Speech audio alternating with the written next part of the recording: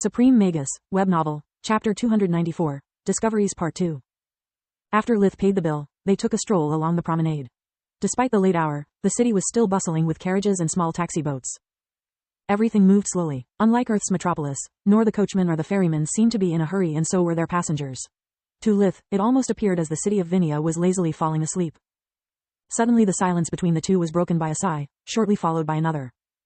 "What's wrong? Having second thoughts about the plan?" Lith asked. "No." Floria shook her head. "It's so odd. I feel so happy yet so scared at the same time." She sat on a wooden bench, inviting him to do the same. "I'm happy because despite last year has been a nightmare, it made me realize how lucky I am. I have a loving family, wealth, status, and talent. All things that I took for granted before meeting you guys." She leaned against Lith, putting her head on his shoulder. "I even managed to get this old without being forced to kill another human being." Lith had still a hard time hearing a 16-year girl calling herself old. But after Raina's marriage, he was starting to wrap his head around it. Especially after his sister got pregnant. "The reason I'm afraid, it's because I know the fairy tale that has been my life is going to end soon." She sighed again. "I finally understand why my mom is so pushy and my dad is so lenient. They are both trying to protect me their own way from life as they know it. Since I'm almost an adult, I must start acting like one. I can't keep relying on others for protection. Once I graduate, the army will send me away from home for the gods know how long. It will not be like with the academy. I will not be able to come back for months. For the first time in my life, I will be really alone. No matter my family name, my path is my own. Every decision I make will have consequences and I must be strong enough to live with them." She paused for a moment, looking at the stars shining over their heads, while the crescent moon was partially covered by a passing cloud. "It's so quiet tonight, while my future is so scary. I would like for this moment to last forever, but I know it's impossible." Lith said nothing. His mind was blank. Even though he wanted nothing more than for the 5th year to end, to get over the accursed vision, the idea they had less than 9 months together before breaking up made him feel empty. The next morning, Lith served as a clerk for the Mage Association. It was the hardest thing he had ever done in all his 3 lives. He would receive new documents every few seconds, give his magical stamp as proof of receipt, and then catalog them according to protocol.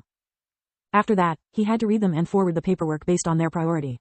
Despite the senior clerks provided him with an amulet that allowed him to easily find the correct rules and regulations for each document, the job was mind-numbing. Seconds seemed to last hours, while the 2 hours of duty could as well been years. He returned to the academy, feeling as his soul had been sucked dry. "I'd rather fight another wyvern than do this **T again." Lith thought. At least once you slay the beast it stays dead. Those papers kept coming like a flood. It's much better a swift death by claw rather than slowly drowning in an ocean of boredom. "Cheer up, you had me and Solispedia to help you remember what goes where. Imagine how does it feel for the others." Solis chuckled. During the healer specialization, they kept treating their slimes. The more Lith became accustomed to the procedure, the more often he was able to switch from scanner to invigoration. He and Solis had discussed at length about body sculpting during their morning torture. They both thought the subject held one of the missing pieces of the puzzle that true magic was. The way Protector changed his form and the wyvern did are completely different. Protector shape shifted at once, like water going from one vessel to another. The wyvern changed in small bursts instead, like a werewolf in a horror B-movie. I think both manipulated their life forces, but employed different techniques. Protector is an awakened one and Scarlet taught him how to change form, while the wyvern wasn't awakened and had no access to his mana core. Probably the reason why Protector wasn't able to teach me how to shapeshift wasn't related to the refining stage of my core, but rather to my inability to control my life force. I must learn how to perceive it as a whole, not just a single limb at a time. Also, I need to find a way to create a backup of my human body's life force pattern or I risk losing myself forever." Lith used the chisel spell as a sewing kit, joining the red bricks composing the tendrils of the slime with those of its main body by creating threads of cyan mana between them. As soon as the connection was properly established, the life force flowed like blood in the new vessels, turning them red. By the end of the lesson, Lith's proficiency with the slime had greatly improved, yet he hadn't got halfway through the task. Oddly, the class ranking was reversed. Those less skilled had almost finished, while Lith, Kyla, and the others had still much to do. Even more oddly, Vaster didn't seem surprised nor worried by the turn of the events. "Excellent, excellent." He patted Kyla's back enthusiastically. "I don't get it, Professor. I'm behind most of the class, why are you complimenting me?" "Because you and the good ones are focusing on the how and why, rather than on the what," he explained, placing his hand over her fish tank. "As I expected, your slime suffered minimal shock. You were not slow, Kyla, you were meticulous. There's a big difference between the two. Don't doubt yourself and stand tall." Vaster pushed up her chin, stopping Kyla from staring at the ground. The professor then checked all the slimes, complimenting most of the slow students and scolding all the fast ones. "Your slimes aren't healed, more like patched up. If this was a more delicate procedure or a less durable creature, it would be long dead." Vaster shook his head, proceeding to ease the pain of the slimes by fixing the major mistakes.